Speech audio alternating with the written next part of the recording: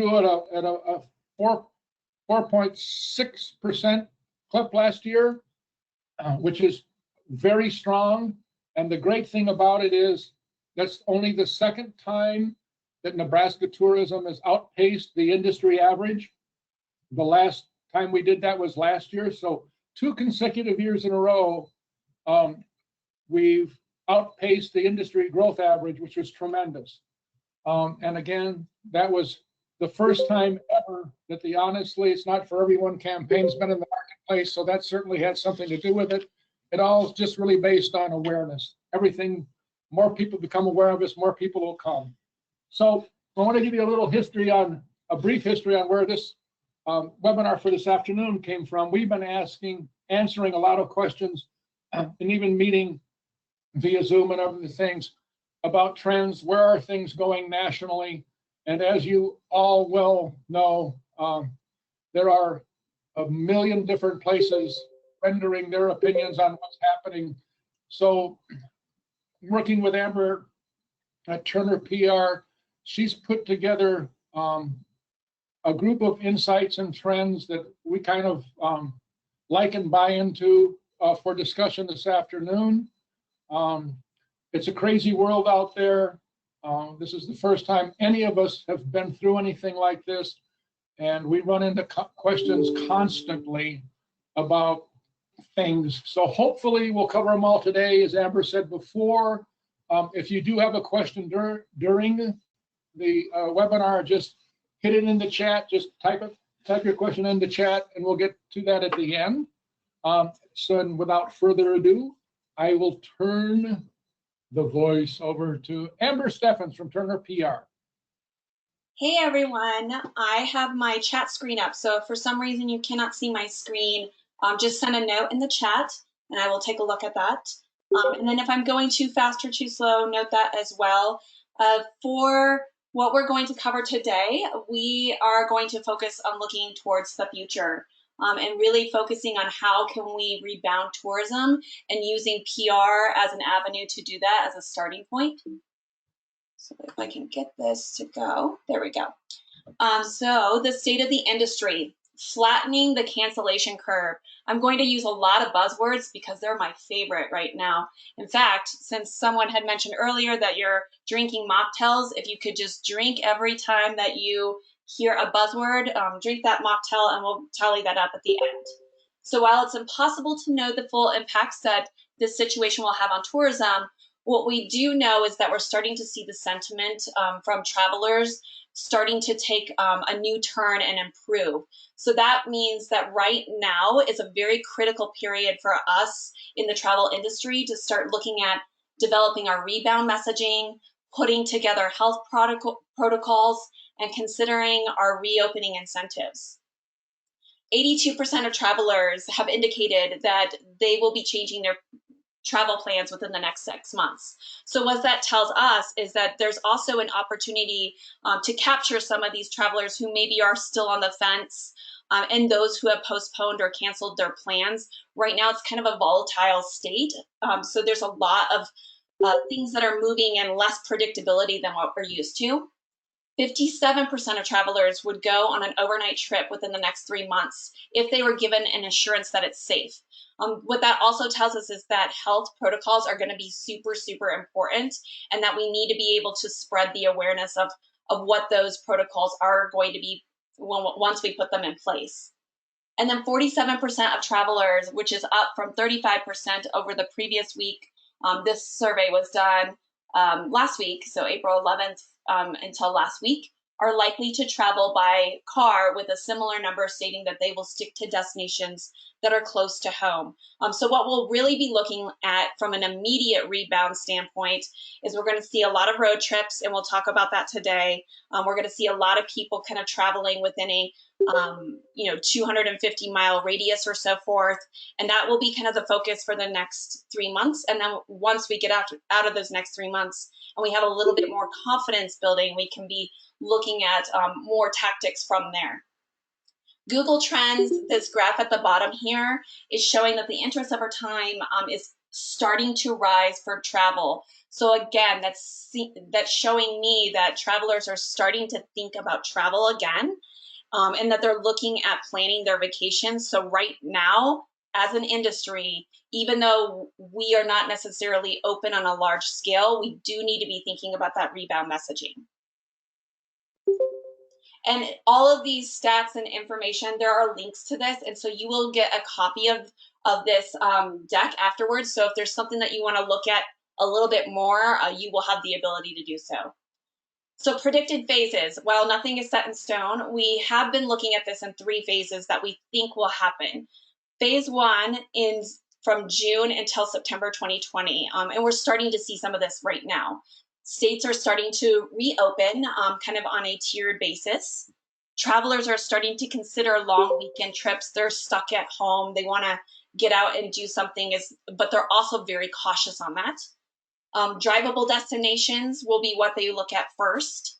And they'll also be very interested in the social distancing and be mindful to still have that in practice. After a couple of months of doing this, it's not going to go away within a couple of weeks.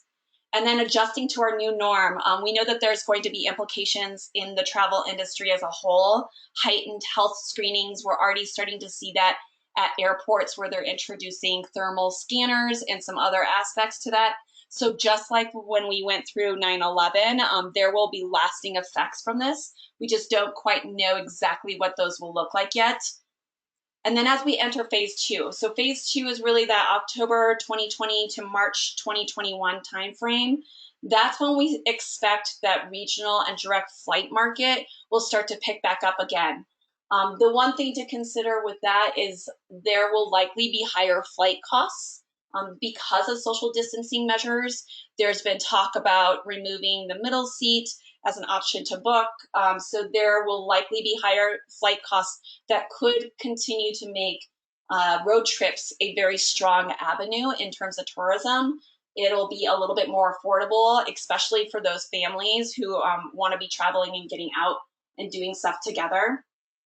Domestic destinations only. This one's really important because international travel is likely not to return until 2021 in full force. And with that means that all of those travelers that would have gone to international destinations, we now have an opportunity to look at how we, from a strategy perspective, can target some of those travelers who would have been making longer, more costly trips. And Nebraska in particular has a really strong positioning for having that built-in social distancing already in it. You guys have a lot of great destinations within the state where they're not super crowded. You're not going to run into major metropolitan areas in the sense that like a Paris, a New York, any of those aspects would. So I think that there will be more confidence to come to a place like Nebraska as opposed to some of the major metropolitan cities domestically. That travel confidence we expect will start to return around that period. And then long lead bucket list trip planning. So people looking at more of those lavish trips that they might want to spend a little bit more time on and money for that matter. So the crane migration is a good one here. And this is something that our team will be looking at is what are those bucket list trips within Nebraska that we should be talking about and really hitting in that phase 2 period when travelers are making those decisions. And then phase 3 is everything really March 2021 and beyond. That's when international travel is expected to resume and longer trips will likely be considered and will hopefully get back to some sort of normalcy. So a turn for the better. Let's look at what the trends are like nationwide.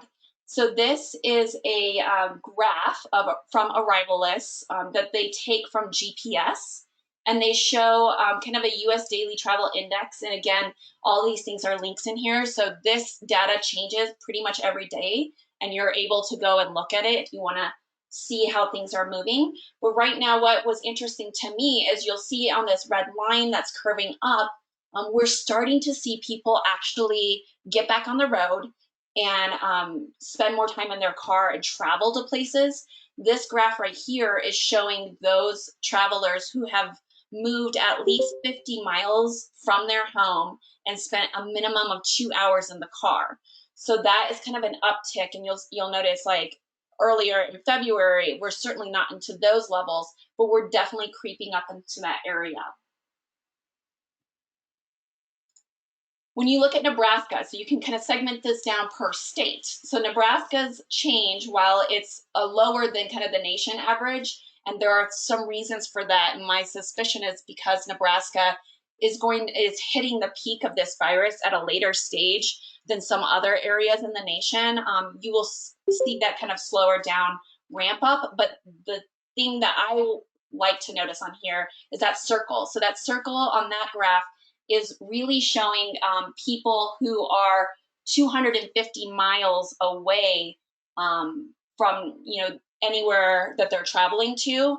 These are the people that are seeing the biggest increase. The graph on the left is kind of showing all distance traveled, and then the one on the right for us in really showcasing tourism, that 250 mile plus region is kind of an interesting uptick there, and you're seeing a 4.9% week over week change. So I'm hoping that continues to stay the same. But again, it's showing us that travelers are thinking about it. They're starting to make some action. So if we do not really think about that rebound messaging now, we will likely be behind some of those decisions. So this graph right here is from Adara, and it's showing the volume of U.S. domestic trips for hotels and flights. And again, you start to see the same sort of pattern that we're seeing small little bumps in increase, whereas it had been flat for several weeks. We're starting to see people actually go back to booking hotels, booking flights. This one is segmented out between the purple line is the leisure family. The bluish line is the leisure non-family. So that might be, someone who's a couples or solo travelers or whatnot. And then that pink line is going to be your business travel. So you can kind of see that family travel is really what's making some movement on both of these graphs here for hotels and flights.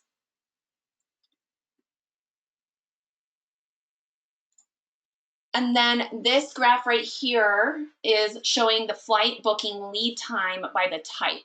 So if we look at the segment of the type of travelers, you can start to see some patterns. The most immediate need is business travel. We feel like that will be the first piece to rebound, business travel and leisure on those segments. But also family is holding its own, especially when you're looking at 90 days and beyond. So whereas business is more of that immediate 0 to 15 days bookings, families are really holding their own for 91 days and beyond. Although the solo travelers and couples, the pink line there is almost exactly the same as the orange line, which indicates that they're doing both habits. They're booking immediate trips and they're also booking long lead trips. Nothing really in that middle phase is really being considered. It's either immediate or long-term, kind of at this stage where we're at. And Susan, I saw your note on there where the graphics came from. When we send this link, I'll make sure that you have links to all these specific graphs and data so that you can kind of look through them and get more real-time information on them as well. So now that we kind of have the tonality of where we're at, we're seeing this uptick in travelers starting to make decisions, starting to look towards what sort of summer trips they feel comfortable taking. Now we'll talk through the media and how they're approaching it. So I'm going to start with the not so good news. Obviously, there have been some pretty drastic changes, not just in the media industry, but overall, people have lost their jobs, they've been furloughed. There's been some major shifts across the nation in all sectors. For the media specifically, we've seen some publications that have unfortunately folded, and many of those are in the in-flight print magazines. I do know that like a Hemispheres magazine, which is traditionally in United Airlines, they are continuing on with a digital version. And I would imagine that a lot of the other in-flight magazines will shift to that model as well. The reason for that is because they're tangible, they're paper, people are touching them. And so they're trying to mitigate ways that you're spreading germs. And I think that that will impact print media in a big way because of especially those that are shared like on an airplane. So for that reason, digital is really going to have a moment, and we'll see that shift in all avenues of life, you know, whether that's the virtual meetings that we're all on, to now how we consume our news. TripAdvisor just recently announced that they have closed and shut down a number of their brands, including JetSetter and Smarter Travel. And then also Oyster is one of the casualties that kind of landed in that folded publications category. For major cuts, those who have not folded, they've taken some more drastic measures, reducing some staff. Some of it's temporarily, some of it's permanent. Some examples are Culture Trip. There's the food and beverage team layoffs at Thrillist, the elimination of the entire travel section at the Los Angeles Times, which I thought would never happen, but that did. And Catherine Ham, who is the travel editor, is actually retiring as a result, and let us know that they're folding travel content into that Saturday paper about 1 to 2 pages. So whereas it won't go away, it will definitely have an impact. It won't have that same sectional divide. So now that the bad news is out of the way, let's focus on the good. And the good news is that in addition to all of these cuts and changes, we are also seeing new sections crop up based off of what people are interested in, what sort of news that they're consuming. So some examples of this is The Essentialist launched very recently a Voices of Travel series. And it's basically all of these things that will help inspire people to return to travel, because we know that travel innately is what helps us to relax and unwind and escape the stressors of life, which everybody is going to need after this situation. The New York Times is playing around with some new models as well. They created their first ever reader-generated 36 hours travel itinerary. They had been making a shift to using more local journalists, and now have made an even more interesting shift where they're asking actual readers to provide input on these itineraries specific for their hometowns. So those are kind of opportunities we can look at as we look at a very micro level on our own local perspective of who are those personalities within our own communities that might have great insight on things like this. That will kind of be the next wave. I anticipate there will be more reader-generated journalism in general that maybe is just polished and edited by a different type of editor. And then CNN, they have an entire section called The Good Stuff. They only want to focus on the good stuff, which is what I want to focus on as well. So that is all about, you know, any sort of positive news you're seeing, the fluffy recipes, all the things that we've been seeing kind of float around. That's what people are clicking on. They are seeing triple digits in terms of their viewership on their website. And so all of these things are performing really well, and we're starting to see habits forming from the media as a result, which I'll talk through in a minute. And then new outlets and beats. So in the last recession, one of the biggest takeaways that we had in the media world is that when you start to see kind of a mass folding of publications, big changes on this scale, on the upside is you start to also see new publications rise from those ashes and take their place. We're already starting to see some of that happening. So Meredith Corporation just launched a new magazine called Sweet July, which is a new food and lifestyle glossy magazine. We're also hearing from freelancers that they're diversifying their beats. And so traditional, travel freelancers are now covering a wide array of topics and are able to get travel into some of those other topics in a way that they hadn't been able to before. So there's some definite big changes and shifts that are positive for our industry. So we'll keep you updated on how those shake out. And then trends in journalism. So this is specific to how it's changing journalism, this situation. The revenue race.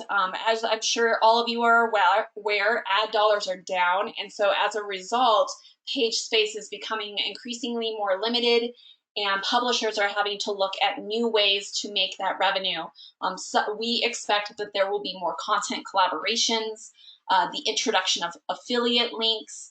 Affiliate links in the past have really been isolated to kind of e-commerce and products, but we anticipate that that might start infiltrating other sectors that are being covered in the news as well, including travel. Publication changes. So I had talked before about digital formats really being the top avenue that we're shifting towards, and that will continue to be the pace that we see. And then the rise of hobbyist magazines. This one was really interesting to me because as we're all stuck at home and with nothing to do, we fall back on kind of our old favorites and our old pastimes, and they have really sparked an interest in like gardening and cooking and calligraphy and all those things that you might be doing at home. And as such, whereas a lot of publications saw sharp declines in some of their readership content, others saw big increases, like in some cases triple-digit increases. Some of those being Epicurious, Real Simple, Better Homes and Gardens. Health, for instance, saw a 112% year-over-year increase in their sessions to their website. So they are shifting the type of content that they're feeding readers as a result, and we'll see more of this kind of go through in the travel industry as well. And then tech and media, this is also very interesting to me because as you are seeing shrinking staff, it is being replaced by some other avenues that will help them cut costs and remain in that journalism mindset. So photojournalists, whereas they had usually taken a secondary role to journalism, they are now going to be more of a primary role. That is that they are writing the story and they are producing the visual content for it. So those are people that we really want to be paying attention to in a way that we haven't always in the past, because they will play a big role. Advanced data visualization, the best example that I've seen of this is in the New York Times. They were showing a very interesting, it was basically like a video moving all of the graph and the data for COVID-19. And you're starting to see a lot of that in showcasing how this can be done visually, big pieces of information that might be a little bit more difficult and complex to understand. And then automated fact checking. I'm still unsure on how this is going to happen, but with a lot of different news sources out there, fact checking has been kind of a topic of discussion among the entire industry right now of how do you make sure that the news is reliable, it's credible, it's maintaining its credibility overall. And one of those things is that they're going to turn to some tech to hopefully help solve some of those situations. So then post-COVID-19 trends, these are going to be things that are more focused on the reader and what journalists are interested in covering as a result of what their readers are asking for. So we look first to hygiene and sanitation.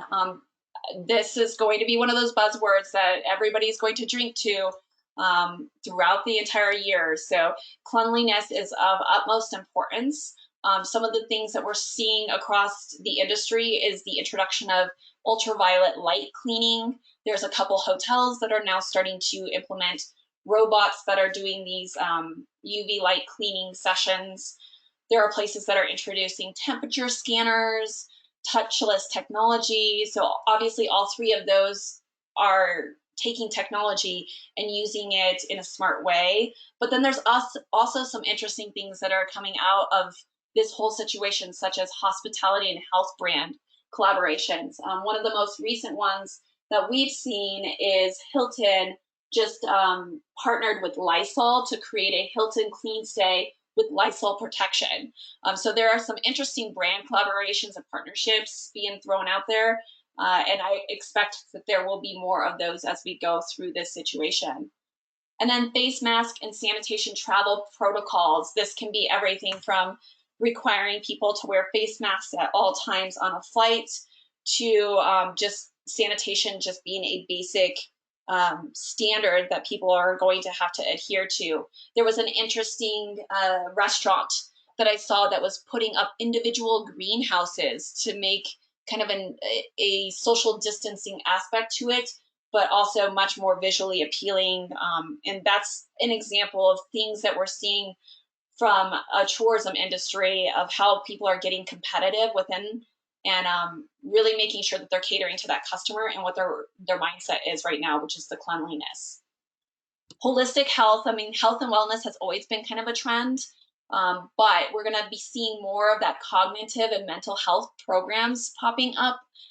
Right now, especially one of the long-term effects of this will be psychological, and especially those who are dealing with isolation. So right now we're working with a journalist at the New York Times who actually just sent out a request probably an hour ago seeking information from different travel industries and travel industry partners on what sort of things they're seeing in the industry, whether that's is solo travel going to be important because of the social distancing aspect, or is solo travel not as important because of the isolation and the psychological effects? So there's a lot of conversation happening right now. So once we get to the end, I'll give you guys some tips on how you can be talking within your own community to really identify what those pieces are to help you get media awareness in a bigger way so that you're top of mind with travelers when they're making these decisions. On-demand fitness programs. So this is a result of kind of the virtual offerings that we've been seeing. People realize that fitness can be done anywhere, and whereas obviously it's better to be done in person, there will be that blend of they want it on demand, they want it, digitally, but they also want it in person. And then sleep therapy. There's been a number of articles, and one that was just released not too long ago from the CDC about sleep on its own is an epidemic. Sleep deprivation is really wreaking havoc on our bodies, and especially right now when there's a lack of work-life balance when everybody's working from home, this will play a factor into those long-term pieces. So trends, built-in social distancing. So this will kind of be a biggie for the next 3 months in particular. Road trips, the rise of RV travel, affordability from road trips, all of these kind of feed in together, close by destinations, Airbnbs, standalone and boutique lodging. Those can go either way. You could either want to stay at an Airbnb because you want to be kind of isolated in a way that a hotel doesn't provide, or you might question the cleanliness ability of an Airbnb and choose to stay in a hotel. So there's kind of two parts to all of these phases here, and approaching it in the right way will be really important. Escapism. So this is going to be the buzzword of the year, I anticipate, is that everybody will talk about escapism. Like, what can you do to basically escape from reality? Looking at small towns, places where maybe connectivity to news access and Wi-Fi and all of the negative news that we're seeing right now is something that they want to get away from. So choosing smaller towns, lesser known locations might be a good choice for that. It helps them to unplug and unwind. Drive-in movies are having a big moment right now, and we're starting to see drive-in movies kind of resurface in a different way. And I know Nebraska has a few of these already, so it fits in perfectly with this whole aspect of escaping through a movie, but also having that experience of it. Remote office locations. So this can go either way, a remote location or a remote work from home location.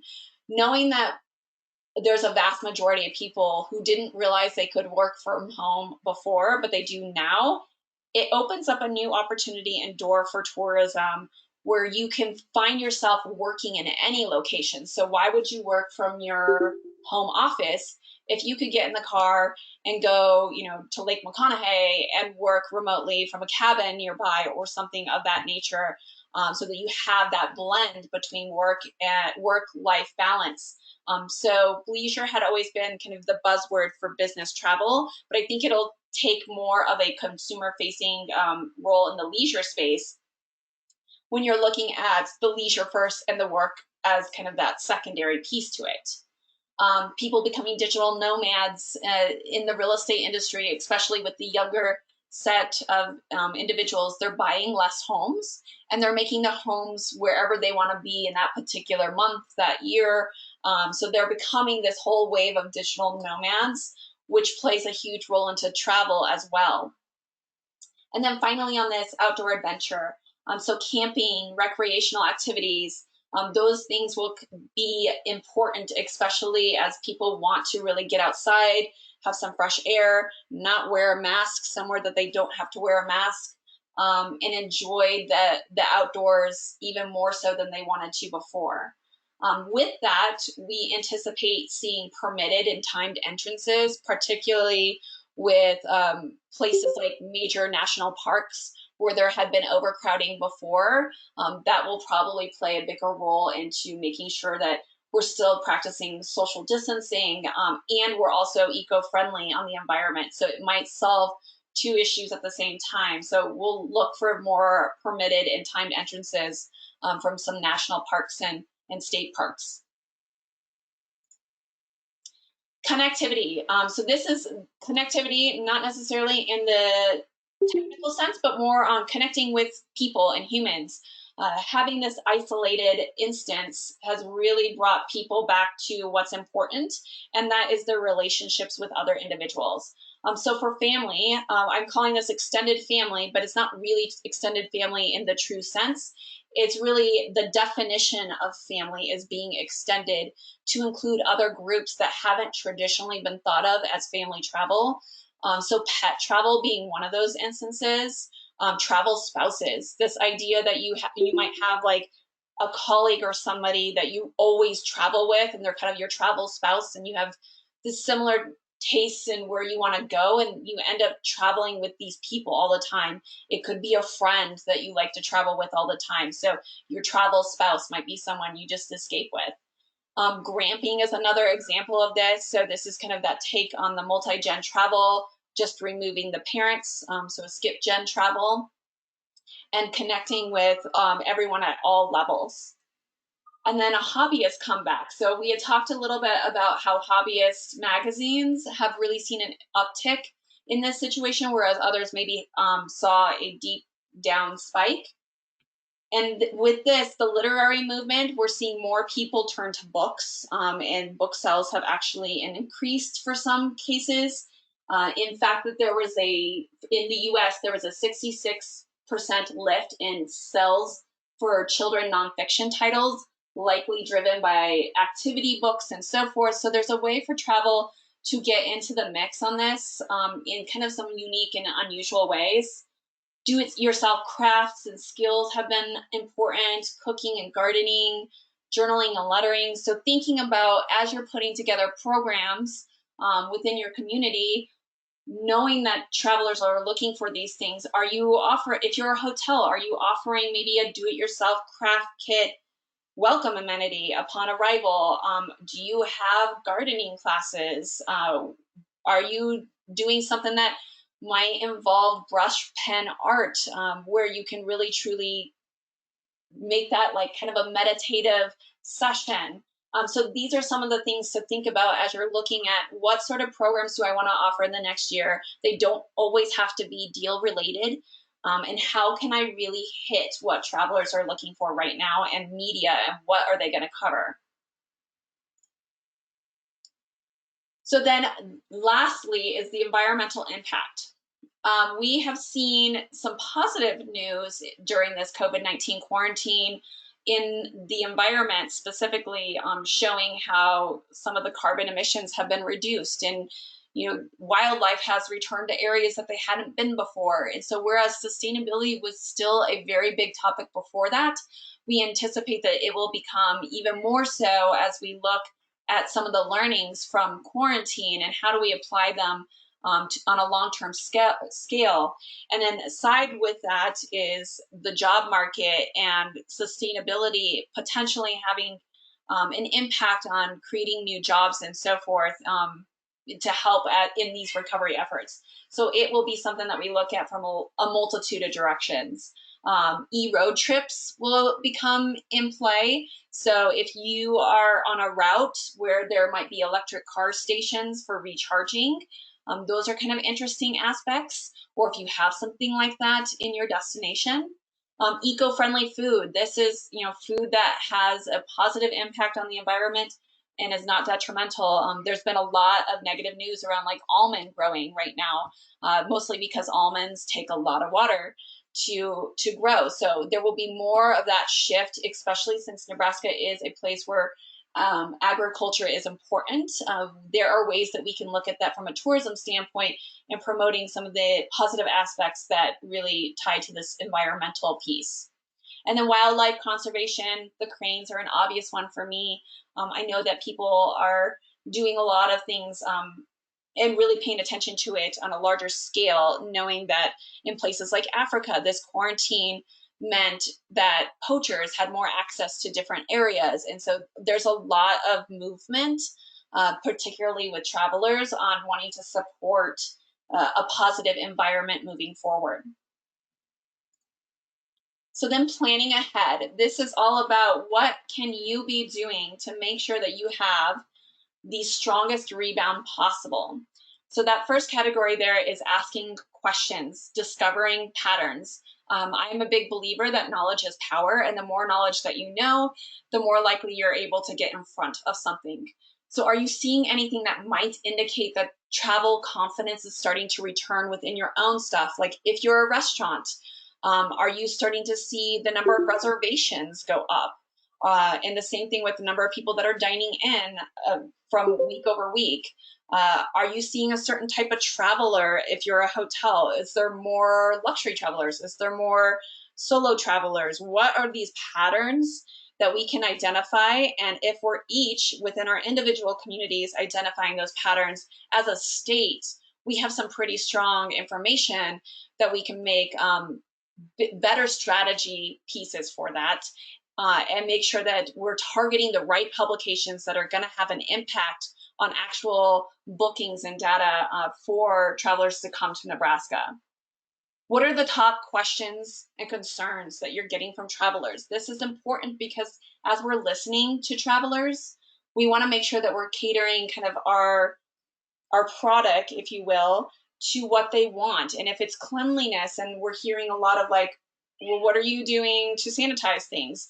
It's an indication to us on a business level that we might need to be considering implementing some programs of some sort that addresses those big questions and concerns. And what are positive recovery stories in the community? You all are on the ground and are hearing these on a daily basis. So I encourage you that if you do hear something, like if there's an individual who's doing something extraordinary that doesn't seem extraordinary to them, but it's making a huge impact on the community, share those stories with us and make sure that we're aware of it, because it's something that we want to make sure that the good is not being overshadowed with this negativity right now. Standing out. So what sort of programs and offers should you be looking at? I'm going to say it again, but health precautions are kind of the biggie here. Are you going to be investing in thermal sensors? Are you doing that sanitation welcome kit? They don't have to be big and elaborate, but some of these smaller touch points can go a long way with making travelers feel safe and secure.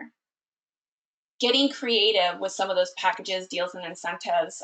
So this is another avenue. It doesn't have to be that you're offering 30% off your rates. Most people right now, I would argue, they need the bookings in all aspects, in restaurants, in hotels, in attractions, and tours. So how do you get that without really cutting your costs a lot? You could look at incentives such as if someone canceled an international trip, maybe you give them XYZ if they choose to rebook in Nebraska. Maybe you give a complimentary weekend to be used in 2021 if somebody books a 2022 trip before June 30th. Some of these ideas that might help people become more incentivized to book early on, and they don't necessarily have to actually come, but you're at least starting to see that revenue, that cash flow come through and starting to build your business back up. And then considering health and wellness programs, just kind of on a larger scale, especially those that focus on mental health. So I know, for instance, equine therapy can be really good for mental health. Like if you're a ranch, is there something that you're offering that you're already doing that you could just slightly repurpose it from a messaging standpoint to really cater to this audience right now in post-quarantine kind of mindset. And then some resources. We threw in a couple here that we felt like were interesting and have kind of popped out from this whole situation. So YouTube, they launched a free video builder tool where you can actually make 6 to 15-second pieces. So I know for those of you who maybe don't have the resources to create video production, this is a really great free tool to use. Google has also added some Google optimized tools that will help businesses communicate COVID-19 protocol and operational changes on your websites pretty seamlessly. And then Hotel Executive is offering its Hotel Newswire news distribution completely free until the end of May. So those are some just free resources that you can pull together and hopefully help get you back on your feet as we look as a community and as a state to rebounding in this next phase. And as always, make sure any of those updates that you're implementing within your own that you're sharing with Erin Lenz, and which she will share with us as well. Her email address is there on the bottom if you don't have it, which you should. But make sure you're sharing that with her so that way we can actually promote this on a larger scale in the media. If you're doing these things and nobody knows about them, chances are they're probably not going to be as impactful. So that's what we're here for, is we're here to make some noise. We want to make noise for Nebraska and make sure that your recovery is super strong as it possibly can be. So with that, I'm going to open it up to questions. So feel free, if you have a question, that you can just go ahead and unmute yourself and ask that now.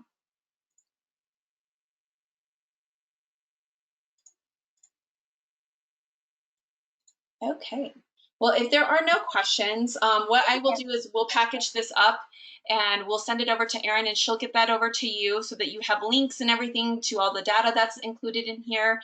And if you think of a question at a later point, I'm always available to answer those, but would love to hear all the things that you guys are doing. We're excited to kind of look forward into that longer arc to make sure that Nebraska tourism stays strong and that we're continuing to position ourselves in the right way in a sensitive climate. The last thing we want to do is position ourselves in a way that people would criticize and find insensitive. So that to us is one of the most important aspects to PR messaging.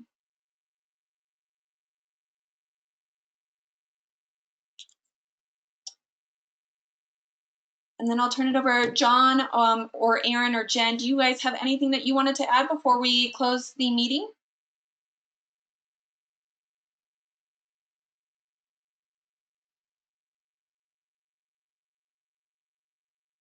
All right. Well, thank you. I'm sorry, I was on a phone call. Thanks everybody for stopping by. It was really great information. And if you have any other questions and things, just give us a holler. And stay safe and stay healthy. Thanks, everyone. Have a wonderful day.